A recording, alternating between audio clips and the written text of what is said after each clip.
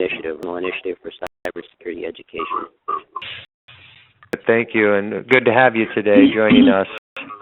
Also with us in the panel format is Dr. Margaret Leary. Margaret, want to go ahead and introduce yourself?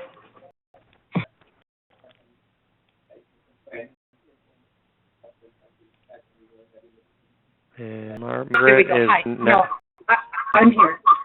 Okay. Uh-oh, can you mute?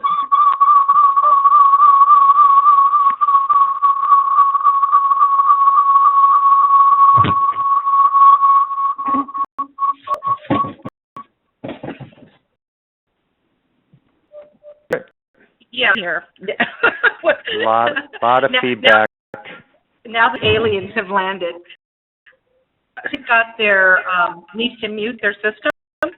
Yeah, I can mute everybody in WebEx, and it looks like there is, your name is Margaret Leary, and there's a separate Margaret, is that correct?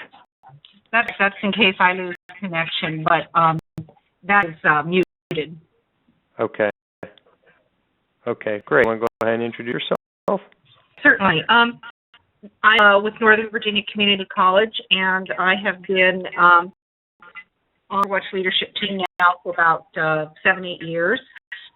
We are heading up a national curriculum task force that's where our efforts is to map these cases to existing university standards. Good, thank you. And just a couple items business related. One is our next webinar will be August 29th. All of the webinars in the 2014 CyberWatch series take place the last Friday of the month at 11 a.m. During daylight time now. The next one is going to be about the National Cyber League for the college classroom. So specifically, how can you use lab exercises and games designed for individuals and teams to support and supplement and enhance what you're doing in the classroom. And so that'll take place on August 29th, same bat time, same bat place. Just some questions, just some logistic stuff in terms of the webinar. If you have any questions, we're going to save all the questions till the end. We'll allow some time to ask those.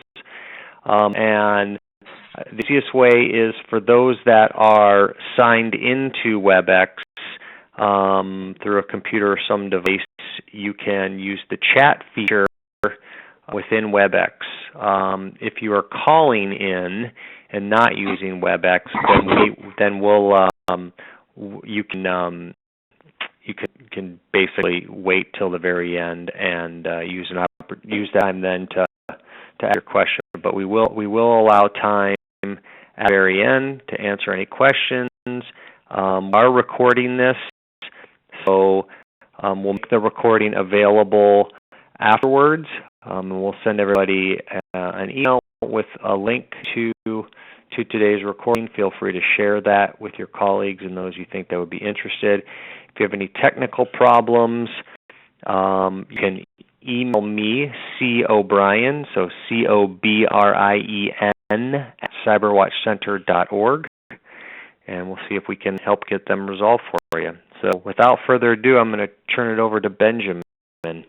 Great. Thank you very much. I appreciate you having me. The opportunity to talk to all of you about the National Cybersecurity Workforce Framework.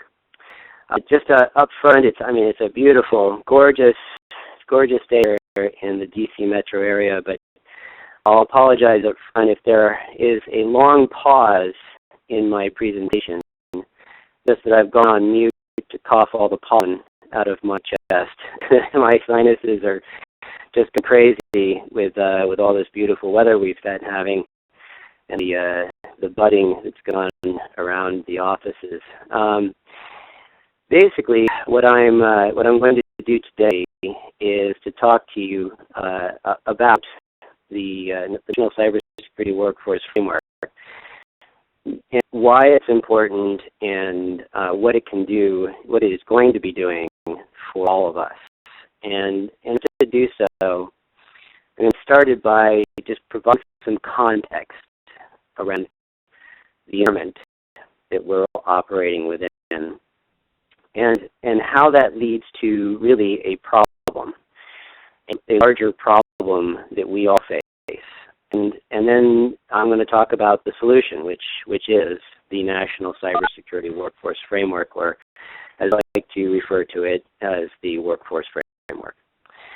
Before I launch into all that, I just want to talk a little bit about my background, which also provides a little bit of context. And that I cut my teeth in the dot-com revolution in Silicon Valley with all the small startup companies, and everybody was running out getting stock options and hoping to be a millionaire someday. And the rest of us all ended up working for the federal government eventually. So if you all remember being in that revolution, it really a time of exuberance and excitement. The barriers were falling between not just the business architecture between organizations and businesses, but also even on a personal level. Our ability to connect and interact with people who are not geographically connected with us or next to us.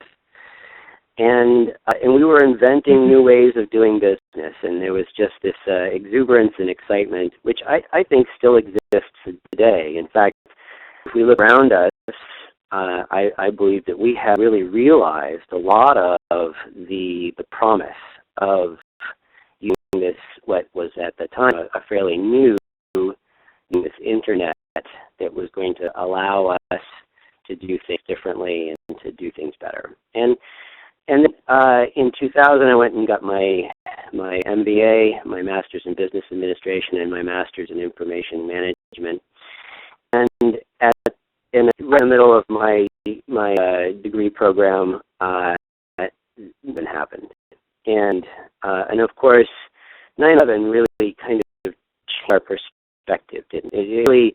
It made us realize the risks that we were all operating within from a physical standpoint, in terms of having an open border and interconnectedness, and that translates directly into the online environment as well. After graduating with my programs, from my master's programs, I went off to work for the DoD CIO shop on cybersecurity workforce programs. As some of you may recall, DoD 8570 policy, the virtual training environment, and those kinds of things. And eventually, when President Obama came into office and established his national initiative for cybersecurity education in 2010, I moved over to Homeland Security, which is where I've been ever since, working on these cybersecurity workforce issues, which is really all about making sure that the people, probably many of the people who are on the phone, have the knowledge, skills, and abilities to effectively protect our information and information systems. So with that context, if we can move on to the next slide, which is the cyber threat landscape. I'll talk a little bit about this context and environment that we're all operating within. So you may recall in 2008, Russia attacked Georgia's online infrastructure, and it was a tour de force. They got the dubious distinction of being the nation with the greatest ability to attack another nation's cyber infrastructure. They launched a service tax clocked in at 843 megabytes per second. If you fast forward to just this year, did it again. But instead of attacking Georgia's online infrastructure, they attacked the Ukraine online infrastructure. And but what was different this time is that they launched attacks. They launched attacks against 42 Ukrainian government websites on March 16th, 2014. But what different was that it appears that Ukraine actually attacked back, responded. And in fact, when they responded on March 17th of the vote to secede, the counterattack against Russian government websites was clocked in at 124 gigabits per second. That's 4 times more powerful than the Russian attacks 6 days before against the Ukrainian websites, and 148 times more powerful than Russian attacks against Georgia back in 2008. What we have here is regulation, power and sophistication of cyber attacks. And it is not a rapid escalation, but a broadening of who it is that can launch those kinds of attacks. So that's what, as cybersecurity professionals, have to protect our information and information systems against. Move to the next slide. You may also recall another point of context here, which is the attacks and the theft of 40 million credit card numbers from target point-of-sale systems. Last year, November 27th, between November 27th and the 15th, 2013. And what's really fascinating about the theft is not the volume of credit cards that they stole, which is pretty amazing, 40 million credit cards, but actually how they got in. Didn't hack into the point-of-sale system. In fact, they didn't even hack into the target networks. They hacked into a little tiny software program that was then installed on the target networks by a service provider Target does business with. It was the heating, ventilation, and air conditioning service provider, the HVAC service provider, who software practice that allowed them to remotely monitor all of the temperatures in all of the Target stores so that you and I and everybody else who's shopping at Target can be comfortable while shopping for our goods. The software package allows them to not just monitor but also to control the heating, the HVAC systems, and to call a service technician if there's something wrong. But what it tells us is that not only is it important for Target to make sure its networks and its software and its computer systems are secure, but they have to also worry about whether the network systems and software of all the people that they do business with are also secure. Internet, which means we're all interconnected, and the security of my system is the security of your system. In fact, it's the most common denominator. Because I'm doing business with you and I'm interacting with you, there's a good chance that if my system is less secure than yours, your system is less secure than mine, that whoever's got the least secure system is the security level of both systems. It also tells us that it's not just the traditional cybersecurity roles that are in here. Target is, arguably a very well-funded, large organization that can certainly afford to have some of the best and the brightest cybersecurity professionals working to manage their networks and to monitor their systems. But it's not enough to have people in your organization who know how to do all of this stuff. You all have to make sure that the acquisition professional who is going out and finding service providers and hiring companies to run their HVAC systems, also cognizant of the issues of cybersecurity. so they ask the hard questions when they are signing contracts. And when management is making decisions, they affect the security of your network or information systems. They too need to be making good cybersecurity decisions. And it extends out to law enforcement, legal profession, just about anybody who can have an impact on your network or information systems. And so really what this tells us is that cybersecurity is a very broad field of work and study, that it really touches a lot of different professions. So with those 4 points of context, we've got rapid escalation, we have a broadening of who can launch cyber attacks, we've got a great need for people to not just secure their own networks, but to also have people who they are doing business with also secure their networks and their systems and their software. And you have a field of work and study that is very broad and it is impacted by many different professions. All of that creates the context for the problem that we have. So if we move on to the next slide, which is that security is not home building, I'll talk about this problem that we face. And I'm going to illustrate this problem by contrasting cybersecurity with another field of work and study that is very different, immature building.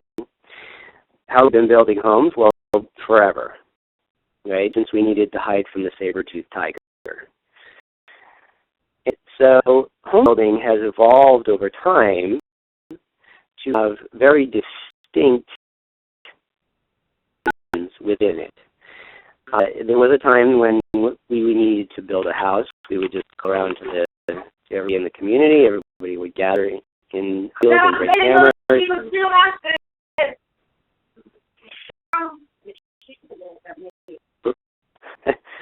All right. So I don't know if that was a question, but I'll plow ahead. The field of cybersecurity is not home building. In home building, there was a time when we would just gather everybody together, and everybody would bring their hammers, and we would build a house. And the people who did what they needed to do, like build a foundation or walls or windows, never needed to be done based on whoever was available. And home building is very different. We have electricians and roofers and plumbers and HVAC technicians. And all those different people do different parts of this process of building a home. And you don't ask your HVAC technician to install all the plumbing in the bathroom.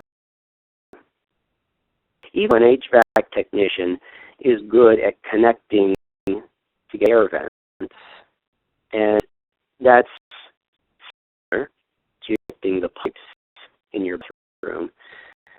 That HVAC technician does the same knowledge, skills, and abilities that are required to do that job. And those different knowledge, skills, and abilities that are required, you have to have people with distinct knowledge and abilities and a distinct profession to effectively do that. We've looked at that over time, and that's why home building is done the way it's done today. Now, that is not the way cybersecurity is done today. The way employers people to do different tasks with their organization for cybersecurity is that they look into all the things that need to be done. And see that there is a new task or a new set of tasks that have come in that nobody is doing. And that all the people that they've got who are working in their organization are already too busy doing the things that they need to do. In fact, Sally and Joe over here, the water. They've got too many things to do, and they could use some help. And what they do is they say, all right, we've got these tasks. We've got Sally and Joe who are drowning over here. So let's create a new position description.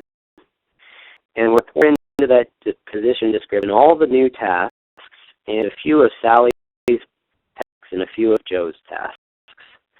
And then we're going to put those into that position description, and we're going to give it a name. We're going to call it a network manager.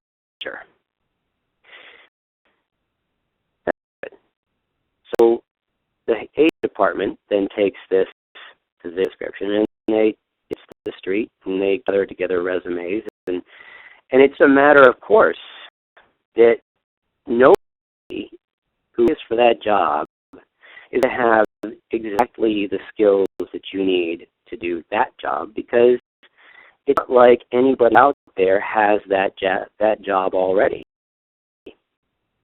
Out there has different jobs that were also created the same way. A network manager in my organization does not have the same tasks as a network manager in your organization. So if I'm trying to hire network managers, to the table with an entirely different set of tasks and goals, and knowledge and experience they have completed in the past. And so it's just a matter of course that I am going to have to retrain just about anybody that I hire. And that I hire are very unlikely to come, again, to the table with exactly the knowledge, skills, and abilities that I'm looking for. And disconnect creates a problem that I am trying to identify here and illustrate, which is that we have a disorganized job market. The universities the colleges are creating a pipeline of cybersecurity professionals, but those cybersecurity professionals and those degree programs that they are running are not clearly aligned to a specific set of jobs. And in fact, even the terms that they use to describe the tasks that need to be done in cybersecurity are oftentimes different. And the employers aren't helping because they're just creating all of these different positions out of whole cloth. They don't follow any standard, or if they do follow a standard, they follow one of many different standards. So there isn't any consistency between the employers either. And is in effect for the certification providers and training providers who are trying to take the people who are already in those job roles and help to advance their careers. Cybersecurity professionals have a problem in that they have a very clear career progression in terms of they can advance their careers and develop themselves through certifications and training to move on to the next step. It's been clear what the next step would be. There's no portability of skills between employers. So I can't take somebody who is a network manager in my organization and easily transport that person into the next organization and their skills apply. It creates a deficit in terms of the size and capability of cybersecurity workforce. Discouraged to enter the workforce in the first place because they don't have a clear career progression.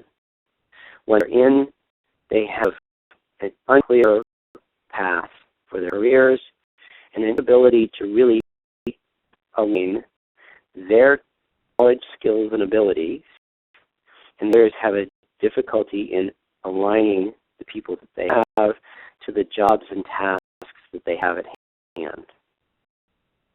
Solution. On our next slide,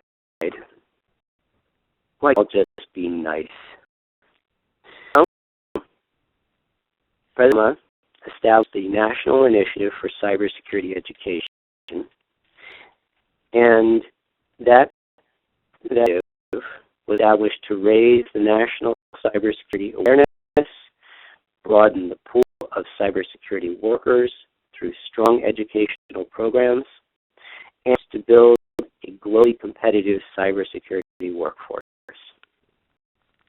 In this slide, I would say that the centerpiece of the NICE initiative, the flagpole around which everything else that we're doing in that initiative rallies, is this national cybersecurity workforce framework.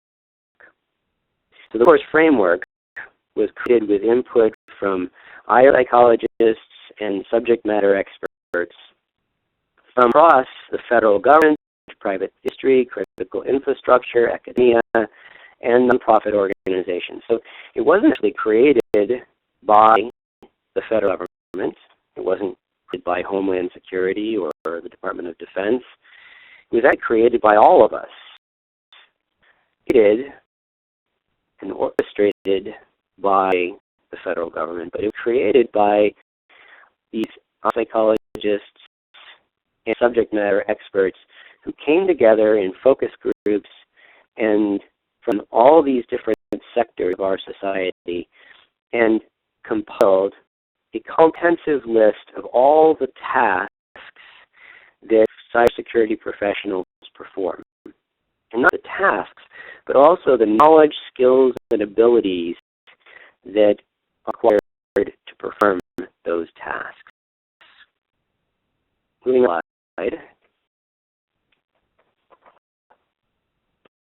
Specialty areas that the tasks are organized into then creates a structure, a foundation and framework for organizing the cybersecurity job market. There are 7 different categories represented by the vertical columns. And then in those columns, you have 31 different specialty areas.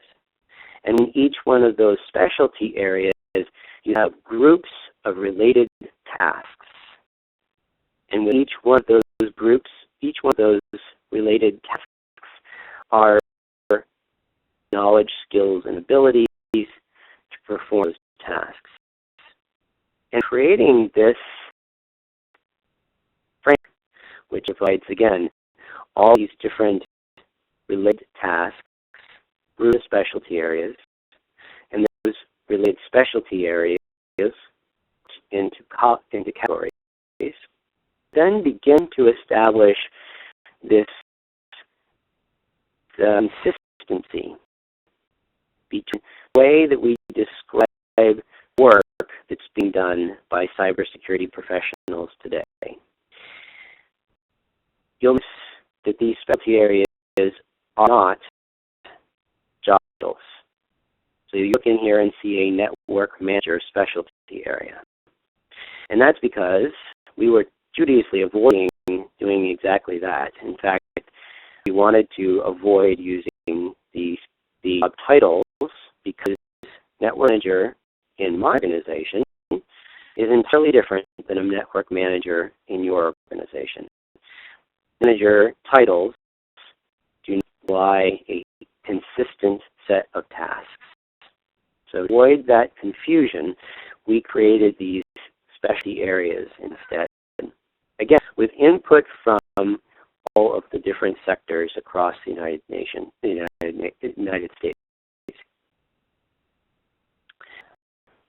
All right, and I'm going to actually skip the next 2 slides and run so that we have the interest of time. We can just talk a little bit more about the benefits of your framework and then recommendations for implementing it. So, benefits of using the framework is the next slide I'd like to talk to. And this is, and just to beat this a little bit more, this is what happens when all of the employers, the universities, the colleges, the certification providers, the team providers, when they all start to use the framework,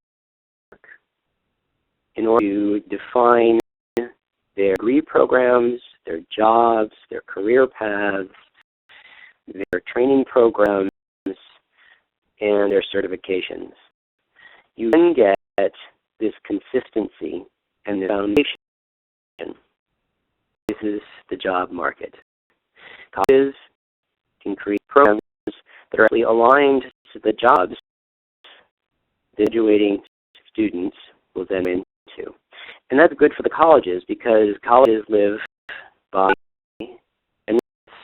and if students can see a clear connection between the degree that they'll get from that college and jobs that they have after they graduate, that will be an incentive for them to choose that degree program over another one. And the pipeline of cybersecurity professionals. So we are then creating a larger pool of candidates. And then graduate with the knowledge and skills that they need, that the employers need. They're already there. So the employers spend less time retraining everybody for the specific jobs they're hiring those cybersecurity professionals, those nascent cybersecurity professionals for. And then employers can recruit from a larger pool of more qualified candidates. Employers can also create better paths, career paths, so that the employees portability in their skills, their knowledge, skills, and ability. They, if in a particular job, and that job is consistent with the jobs of other employers, then their skills can be ported over to that next employer. And because the employers are establishing consistent and clear career paths, they have incentive to stay with an employer because they can clearly see that if they stay with that employer, what their career options and their progression will be. So it all speaks not just to recruitment, but also retention. The certification providers also, because they are aligned to the framework, will be able to clearly show the connection between their training and their certifications and how they can help those employees advance their careers. The policymakers, the people who are developing programs like the ones that we have of Homeland Security, to try and encourage the development of a more robust cybersecurity workforce, can have a much clearer connection between the policies and the programs that they establish and the development of those cybersecurity professionals and the cybersecurity workforce. This slide and declared this already being established and taken up in different places. The Department of Labor has already created competency models key to the framework.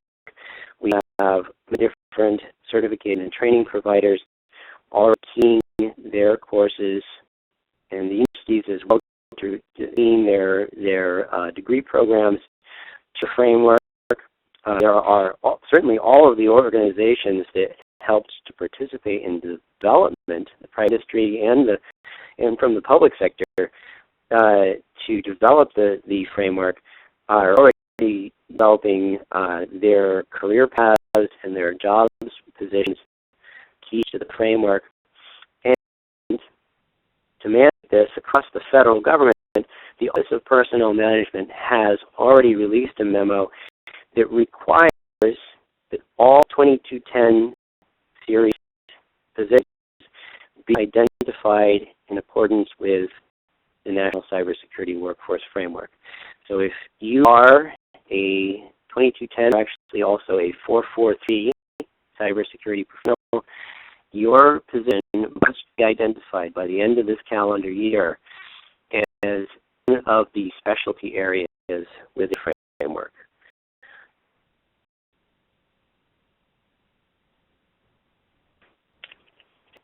Moving on to what I think will probably be the next, maybe even the last. Yeah, I think I'll leave this my last slide, and then I'll take some questions. The National Initiative for Cybersecurity Careers and Studies, or the NICS portal, is a great resource for finding out more information about the framework. It's also a great resource in general for cybersecurity professionals, for HR professionals, for managers who manage cybersecurity professionals, for university professors who are developing curriculum. If you're just trying to help out your family or your community to do a better job of staying safe online, there are resources on the NICS portal for just about everyone. It is a one-stop shop for cybersecurity careers and studies. And in addition to all of these different resources for all these different aspects of our society and to be more secure in cybersecurity or online, it also has an interactive framework that helps you to explore and find out where you fit within the cybersecurity workforce framework and how to implement the framework within our organization. There are some career paths, suggested career paths that employers can use or HR professionals can use as they develop their workforce. There are other tools to help people to implement the framework within their organization. And all of these resources are available for free on the NICS portal. You can see the URL right there at the bottom of the page.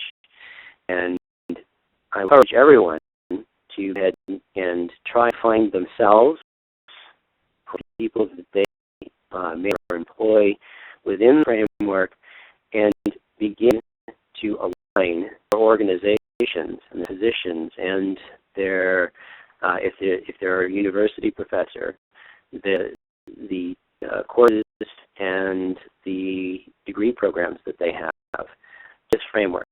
Because the more people, the more organizations that adopt the framework, align to the framework, the better we can prime our pipeline of cybersecurity professionals and the existing pipeline of career cybersecurity professionals, all different parts of the job market.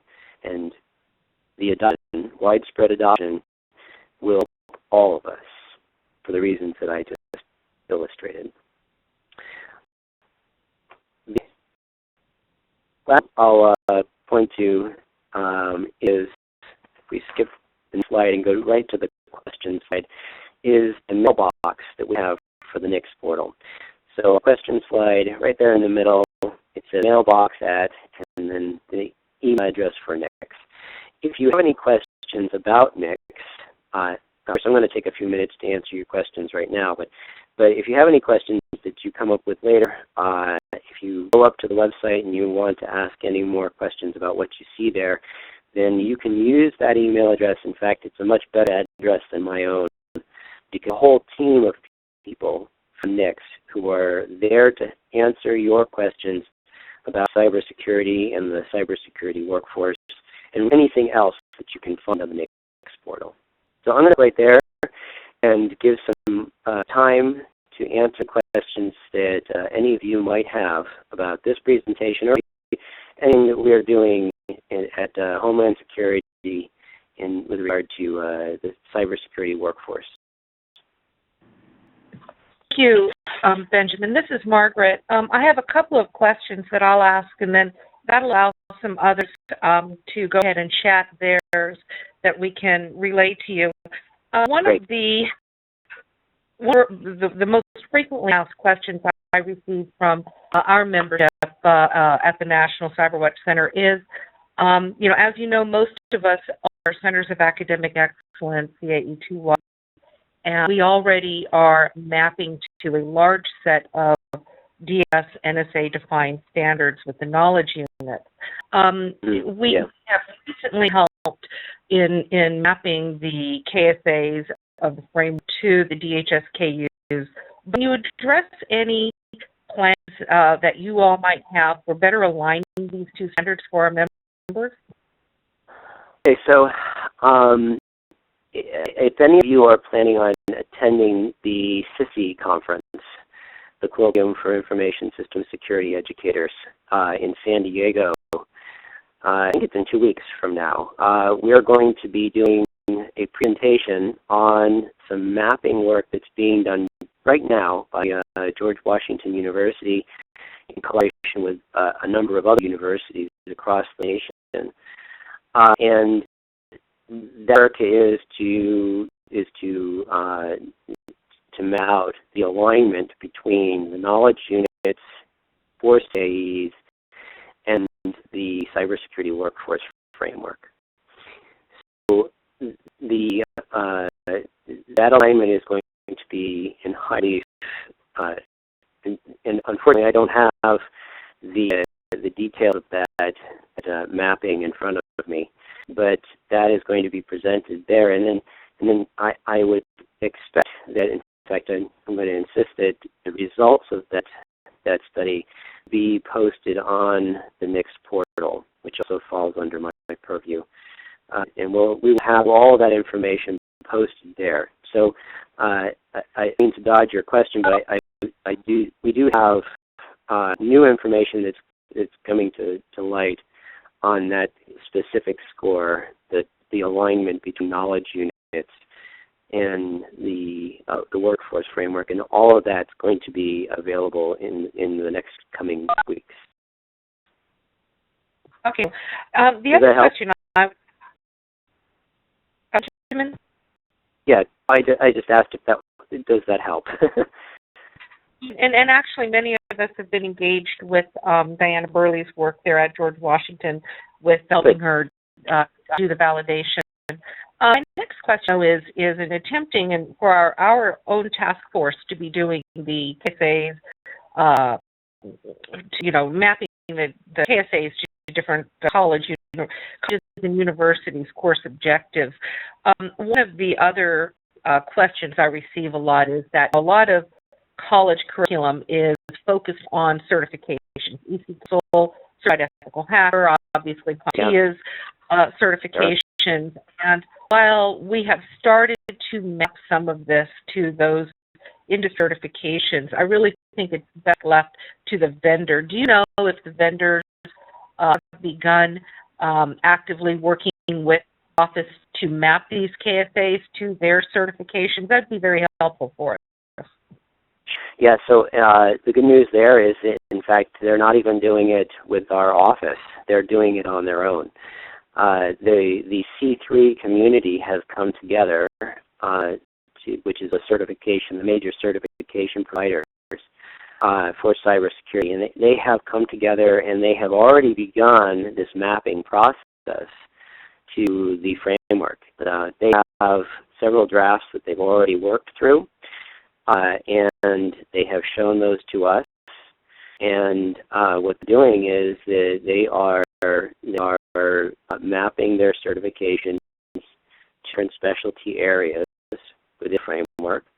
They've done that, and I would expect, this has just Ben Scribner speaking here, but in any official position, but I would think that the certification providers would then go through many years of progressive elaboration where we would see this mapping, then give them the knowledge that they need to see which certification providers are really aligned to which specialty areas and where there's overlap and where there may be even gaps in what they are certifying to.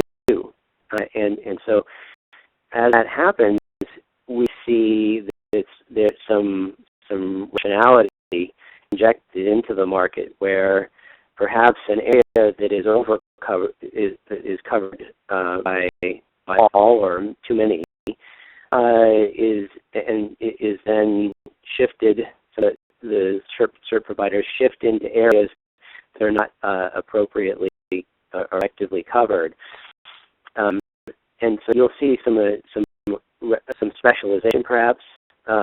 You might see some certification providers pick an area that's going to be their niche, and so you may have a few that pick a certain area, and as they shake out in terms of which niches they are going to cover, you'll also see, I think, some improvement in the certifications that you'll have to choose from.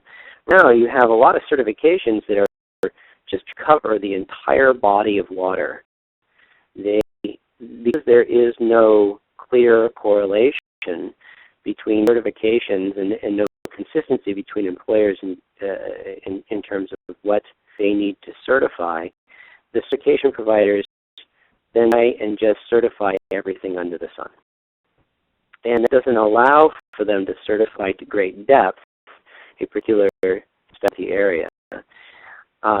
If this progressive elaboration occurs, what I think will happen is that you then have better alignment between certifications in specific specialty areas, which then allows you to get greater depth in the certification in that particular specialty area. Benjamin. All right, and so my final question, and I don't see any that have been raised by members, so I would encourage them to type those in the chat.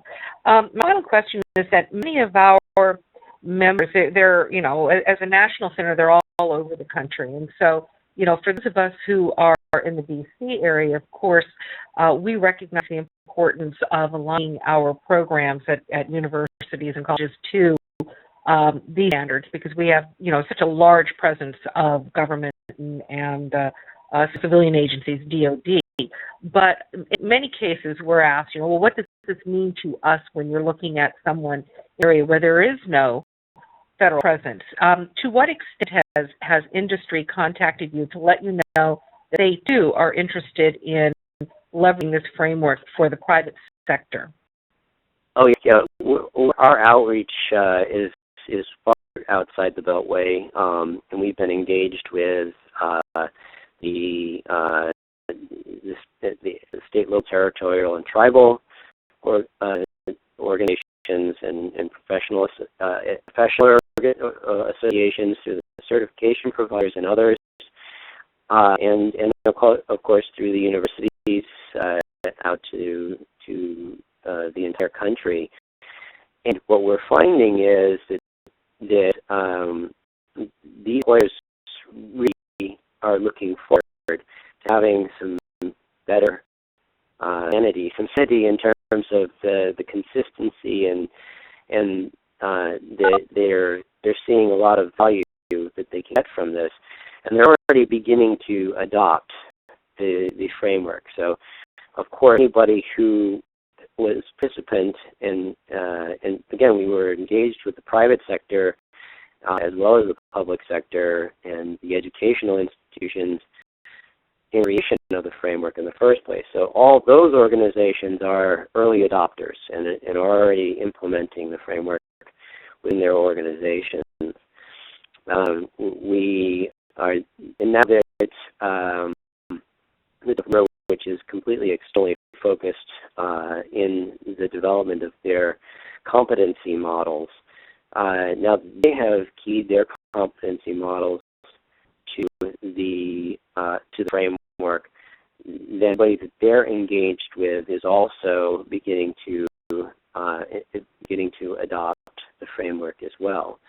So I have very high hopes for the adoption of the framework and its implementation across the nation. It's already underway, and it's being very well received. So again, I say that outside the bay, which is 96% of the cybersecurity workforce, is doing this.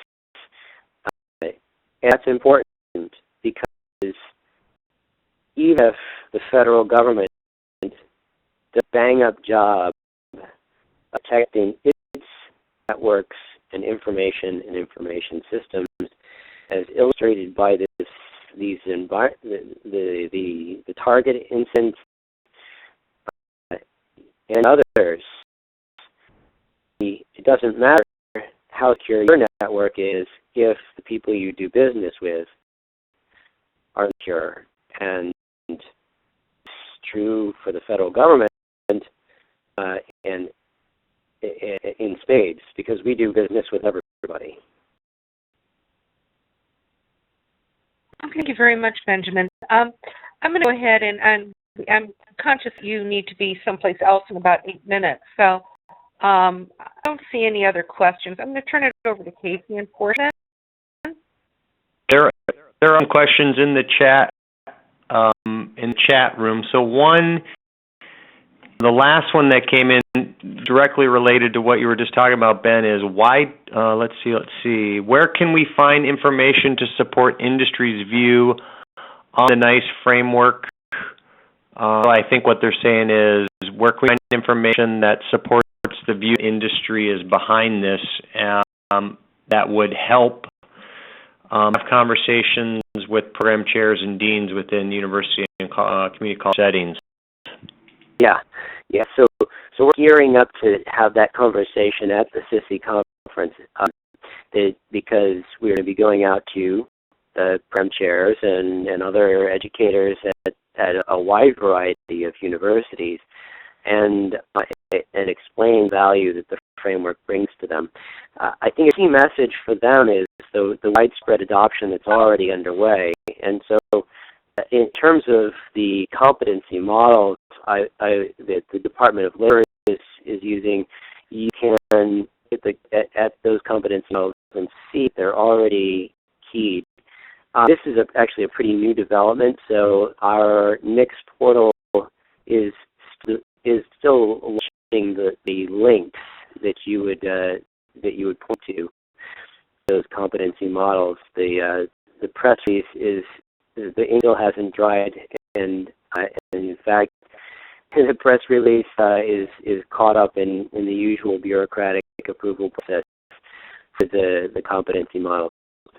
If you keep an eye on the NICS portal and watch for announcements, you should see a press release pretty soon on those Department of Labor competency models. You can also, on the NICS portal, see a number of other different resources that are going to be posted or are already posted that highlight different places that the framework is already being used. We've developed a number of slides which will also get uploaded to the NICS portal used during the CISI conference. So you should be able to leverage those in your communications. And we have a communications toolkit that we developed specifically for the purposes of helping people to spread word about cybersecurity. So if you want to go up to the NICS portal, explore framework, and look there, you will find resources, including this communications toolkit, that will help you to spread that message. There's some kind of a distribution list folks can join to keep up with what's happening with NICS? Absolutely. In fact, if you send email to that mailbox that's on the slide and ask to be added to the distribution list, feel free to do so, and we will make sure that you're on the distribution for all future announcements related to the framework and updates to the NICS. Question that came in: how does this framework relate to the requirements of the new NIST cybersecurity framework released in February? So basically, how does this relate to the improving critical infrastructure cybersecurity framework, if at all? So if I'm understanding the question correctly, there is a risk management framework. It was developed also in concert with the cybersecurity workforce framework. Fortunate that we both used the term framework because I think that creates a little bit of confusion. But they are two separate things. What I just briefed here is the workforce framework. The other one that I think you're talking about is the risk management framework. And they are two separate things, but they were created in concert and they work together. Specifically, it was there's been a lot of news in the past year about a critical infrastructure framework from NIST, and I could see how there might be confusion because they're both NIST. They both have NIST and framework in them. It's really job roles related, and the other's really more kind of critical infrastructure related. That's my understanding. Yeah, and risk management associated with risk management. So I think that you can find information on both of those if you can explore. So you should be able to find them both. And it's occurring to me that perhaps a what's the difference between slide, something like that might be of use. So that's good feedback that we'll consider incorporating into our communications going forward. Good. For one more question, you have to hit off. No, I'll take another one. Okay. One question that came in. When are we going to have job codes, Department of Labor, with parentheses, and national statistics related to specific job titles in the industry, especially job codes with 2-year degree requirements? Okay. Yeah, so this is a challenge that we've recognized. In federal government, we have challenges with hiring authorities, and hire somebody into a cyber position, and to do so competitively at the right pay scale sometimes involves some kind of insane things like requiring a 4-year degree for an entry-level position. And so some of those problems are being worked on right now for hiring authorities, if that's the question that's being asked. And we're doing our darndest to try and work with OPM and various other organizations to work out hiring authorities that allow us to fix those problems. Coding is another problem that we're working on with the HR community. A lot of times physicians just get dumped into the big bucket of 2210 without regard for what aspect of cybersecurity is being covered. And this OPM memo that requires the 2210 and 443 series to be broken out in accordance with the framework will help a lot in that regard. So we'll see that evolve as time goes on. Well, I want to thank you, Benjamin, for spending an hour with us and pointing us to various resources, answering questions. Again, this has been recorded. Check your inboxes for a link. We'll be posting it on the CyberWatch YouTube channel, and we'll see everybody on August 29th for the next webinar series topic, National Cyber League for the College Classroom. With that, we will end the webinar. Take care and have a good weekend. Bye.